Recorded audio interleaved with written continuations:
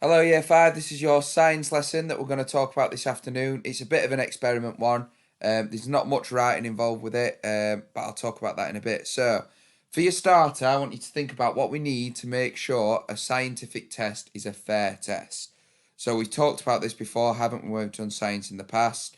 If you want to pause the video just for a couple of minutes and, yeah, have a think about what's needed.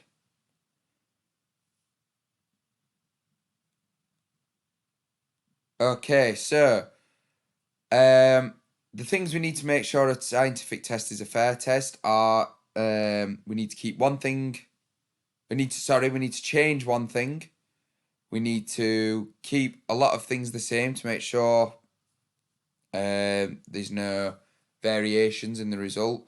And we also need to measure one thing as well. But today will be a bit different, and I'll show you why. So, we're thinking about separating materials. So, if two materials get mixed up together and create a mixture, so I don't know, something like water and sugar, we need to think about what happens. So, if these two mixtures do get put together, we need to think of a way that we can get them back out. So, if we're thinking about water and sugar, what normally happens when we think about water and sugar?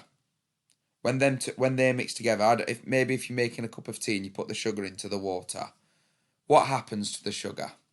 I'll give you just a couple of minutes to have a quick think about that. So, the sugar dissolves into the water, doesn't it?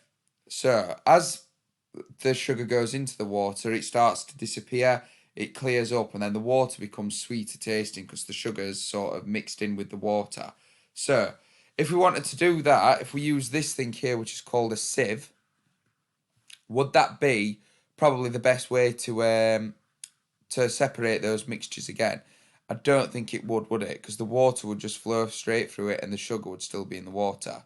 So, using this, using sieving, we use this process to separate a mixture of two or more different sized solids. So, the mixture is poured into a sieve held over a bowl, and the smaller particles will get through it into the bowl, and the larger particles will be caught in the sieve, so they'll just sit at the bottom. It's a little bit like a colander for solid. So if we were to be boiling pasta or vegetables in a pot, if you see moms or dads do that, if they pour it into the colander and then shake it out, the water comes through, but obviously the pasta or the vegetables stays in the colander ready for you to eat, doesn't it? So if we're thinking about mixtures, this will be useful for, and I've tried to think of sort of things that everybody will have in their house. So if we use this scenario that raisins have poured out of their boxes in a supermarket into the bags of flour and they've got to re-separate them, we could use this. So I'm just going to scroll down just a little bit. So we're going to be thinking of this. So in school next week, we'll have this diagram. We might get a chance to have another go at it, but I don't know. Or you can just write this diagram out, draw this diagram out in your books if you want to pause the video here into your topic books. Again, and I'll talk through this with you on your Zoom and fill it out. So we're going to be doing sieving. Why is this the best method? Well, the two lots of solids, aren't they? You can draw a picture of you guys using it, and then you can explain what you've done. So if you ask your moms and dads to use sieve, some flour, doesn't have to be raisins. It might be something like grapes, something big enough not to go through the holes on the sieves.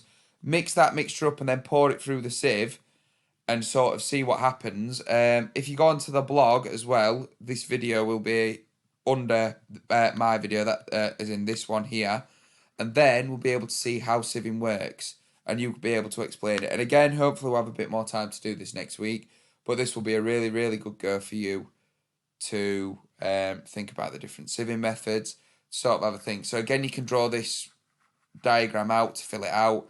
If you want to have a go with a ruler, I'd be really, really impressed to see something like that. And just ask mom and dad if you can have a go at this science experiment to really understand how this method works. You might want to have a go at it maybe 2 or 3 times just to make sure you can really see what's happening to help you with explaining this.